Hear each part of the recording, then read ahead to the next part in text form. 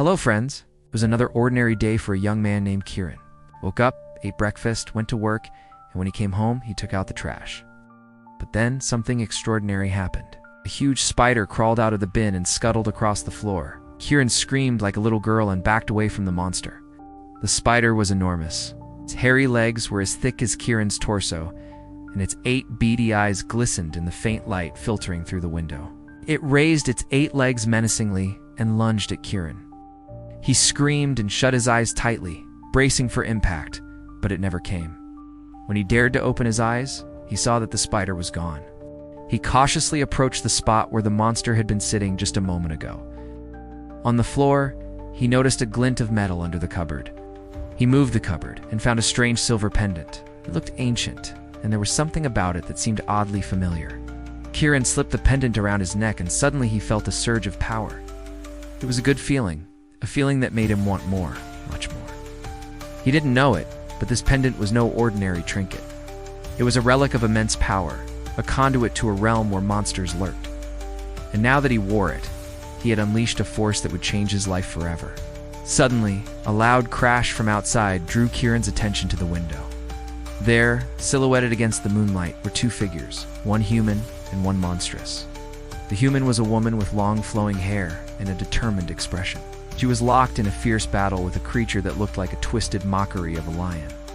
Its fur was matted and dirty, its eyes glowed an eerie green, and its claws were as long as daggers. With a final cry, the woman plunged her sword deep into the beast, ending its rampage. As the first rays of sunlight touched the horizon, the lion-like creature let out a deafening roar before vanishing into thin air. The woman, slightly injured but unbowed, turned to leave. That's when Kieran, unable to contain his curiosity any longer, stepped forward and called out to her. The woman turned, her eyes widening in surprise.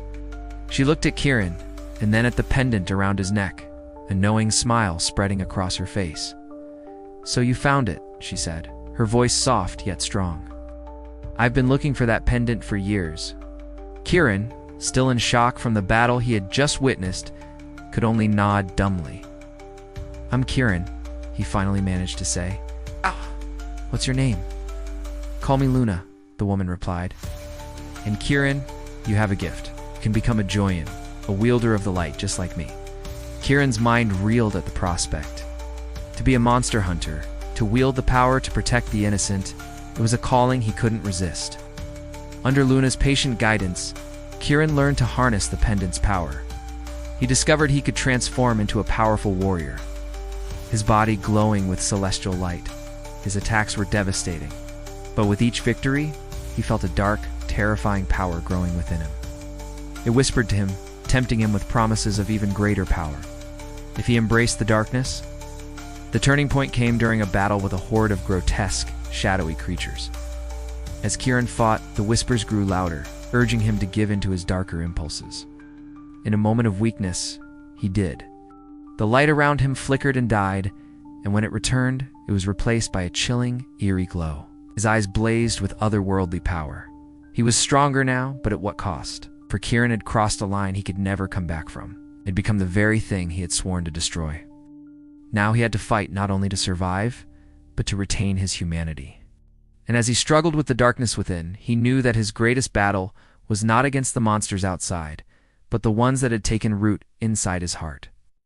To be continued. If you liked this story, please leave a comment below. If you want to hear more of my stories, please follow. See you next time.